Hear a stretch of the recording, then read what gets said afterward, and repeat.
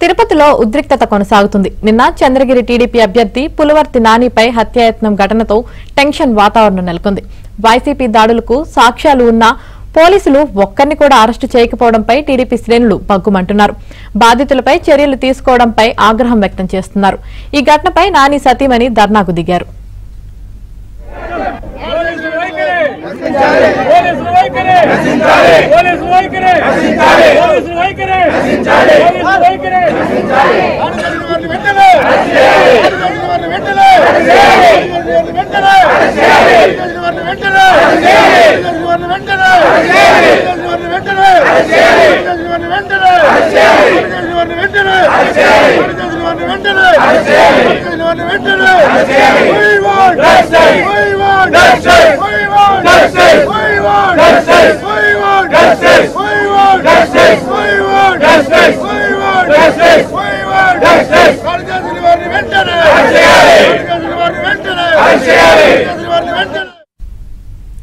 ఇక తిరుపతిలో తాజా పరిస్థితిని మా కరెస్పాండెంట్ దినేష్ అందిస్తారు.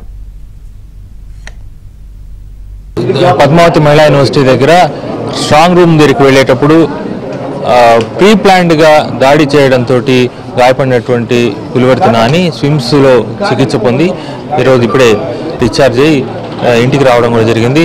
ఇంట్లో కూడా మనం చూస్తే వందలాది మంది ఆయన్ని పరామర్శించడానికి వచ్చి ఆయన యొక్క యోగక్షేమాలను అడిగే పరిస్థితి ఉంది. ఏమంటే చెప్పండి, నిన్న కూడా హాస్పిటల్ దగ్గర కానీ వందలాది మంది వచ్చారు ఈ పైన ఒక అభిమానంతో. ఆ అభిమానాన్ని చూస్తే ఏమనిపించింది? అది మర్చిపోలేను. నేనేం వాళ్ళకి ఏం చేయలే. ఇంతవరకు ఒక ప్రజాప్రతినిధిగా కూడా గెలవాల చంద్ర నియోజకవర్గం. కానీ నాకు తెలుగుదేశం పార్టీ కుటుంబ సభ్యులు ప్రజలు కూడా అభిమానంగా చాలామంది వచ్చారు. అది ఎప్పుడు జీవితంలో మర్చిపోలేని ఇది, ఎప్పుడు జీవితంలో మర్చిపోలేని విషయం. ఆ సంఘటన జరిగిన 10 నిమిషాల్లో ఎట్లా తెలిసిందో తెలియదు, గేట్ దగ్గరికి ఒక 500 నుంచి 1000 మంది వచ్చేసారు. 10-15 నిమిషాలు అంటే ఎప్పుడో మనం ఏం సహాయం చేయకపోయినా కూడా తెలుగుదేశం పార్టీ పైన అభిమానము, మా పెద్ద ఆయన చంద్రబాబు నాయుడు గారు, లోకేష్ బాబు అభిమానంతో పాటు కార్యకర్తలకి నాణ్యత ఉన్నాడన్న భరోసా వచ్చింది కాబట్టి ఈరోజు వచ్చారు. అదొక నమ్మకం. ఆ భరోసా నేను నిలబెట్టుకోవాలండి. సో అంత నమ్మకం, అంత భరోసా ఉన్న నేపథ్యంలో నిన్న జరిగిన దాడి వాళ్ళ ఉద్దేశం ఏమై ఉంటుంది? ప్రీ ప్లాన్డ్గా రావడం కావచ్చు, ఇవన్నీ కూడా అంటే చంద్రగిరి అభివృద్ధిని ఆపడానిక, అంటే అశాంతిని సృష్టించడం ద్వారా రాబోయే రోజుల్లో అభివృద్ధి ఆపాలన్న ఏమి వాళ్ళ ఎత్తుగడ ఏమై ఉంటుంది? మా గన్మ్యాన్ కొట్టారు చూడండి, గన్మ్యాన్ అతను చెప్పింది ఏమంటే చంపేయండి రావాన్ని, బై ఎలక్షన్ తెచ్చండి. ఈ ఓట్స్ మూడాడంట. ఆ వ్యక్తులు గుర్తుపడతాడు అతను. ఇదే ఓటు అంటే అర్థం ఏమంటే చంద్రగిరి నియోజకవర్గం డెవలప్మెంట్ రాకూడదు, చంద్రగిరి నియోజకవర్గం డెవలప్మెంట్ జరగకూడదు, ఇక్కడ కుటుంబ పాలన జరగాలి, బానిసలాగా బతకాలి చంద్రగిరి నియోజకవర్గంలో. నిన్న ఓడిపోతామనేది ఒకటి వాళ్ళకి నమ్మకం వచ్చింది. అశాంతి సృష్టించి నన్ను ఏదైనా మర్డర్ చేసి ఉంటే అది నిన్నవుతే నేను ఈరోజు మీతో మాట్లాడుతున్నా అంటే దాన్ని ముఖ్యంగా మా గన్మ్యాను, నాతో ఉన్న పిల్లోళ్ళు వాళ్ళు కాపాడారు. అసలు ఊహించారా ఇట్లా? మరి ఎప్పుడైనా ఈ కల్చర్ ఉంటుందని, ఇట్లా దాడి జరిగే కల్చర్ కానీ? నిన్న జరిగిన సంఘటన అండి సేమ్ పులివందల కడపలో జరిగిన సంఘటన అండి. కర్నూలులో ఎట్లా ఫ్యాక్షనిస్ట్లో సేమ్ అండి.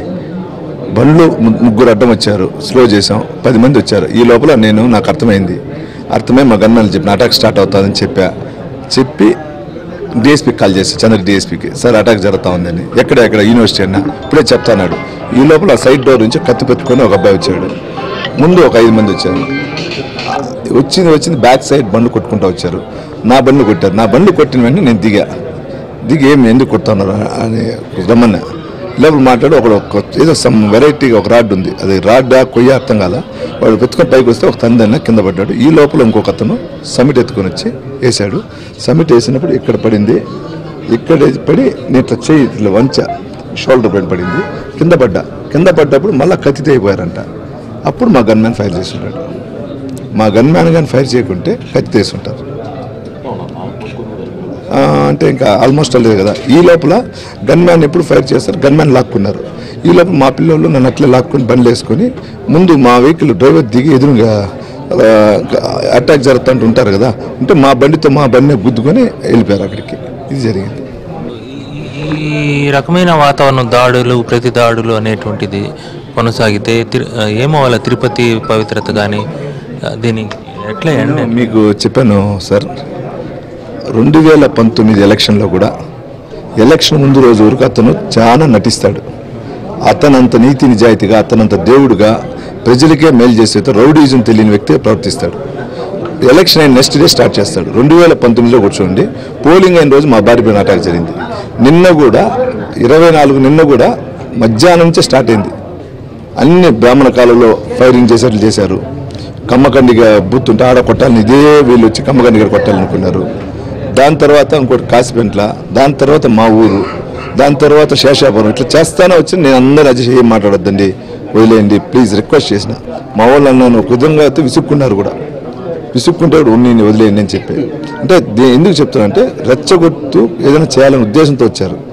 వచ్చి నిన్న ఇంక ఇదంతా కుదరదు, నానిని చంపితే బై ఎలక్షన్ వస్తుంది, మనం ఎమ్మెల్యే అవ్వాలి అంతే. ఆ ఒక్క దీంతోనే రాత అనేది చంపేది రాత ఎవరు చేసి దేవుడి నిర్ణయం కదా. నేను చచ్చిపోయేదానికి దిగా, ఇంకోడైతే బండి దిగడు.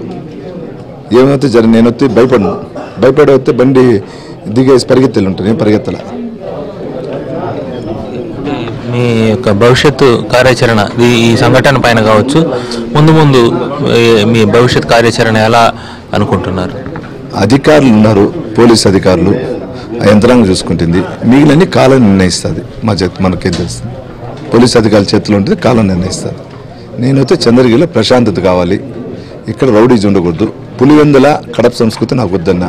మనం రేపు గెలుస్తున్నాం, గెలిచినాక మన చంద్రగిరి నియోజకవర్గం అభివృద్ధి వైపు తీసుకుపోదాం. అభివృద్ధి మన ముఖ్యం. ఈ రౌడీజాలు చేసే వ్యక్తులు మనకు అవసరం లే. దెబ్బలు కొట్టినారా, నన్ను కొట్టారు తిన్నా, మిమ్మల్ని కొట్టినా తిన్నాం, కానీ ఎక్కువైందా అధికారులు పోలీస్ అధికారులు ఉన్నారు, వాళ్ళు చూసుకుంటారు. మన అభివృద్ధి నిలవకుండా మనందరూ ఐకమత్యంగా 4వ తేదీ వరకు 4వ తేదీనాక మనందరూ కలిసి అభివృద్ధి వైపు ముందుకు పోతామని కూడా ప్రతి ఒక్కరు కూడా కోరుకుంటాం. అది చంద్రగిరి నియోజకవర్గం కాదు, రాష్ట్ర వ్యాప్తంగా ఉన్నటువంటి తెలుగుదేశం క్యాడర్ కూడా అభివృద్ధి వైపు నడవాలని చెప్పడం ఆలోచింపజేసే విషయం. వీడియో నటరాజుతో దినేష్ ఏబినాంజు.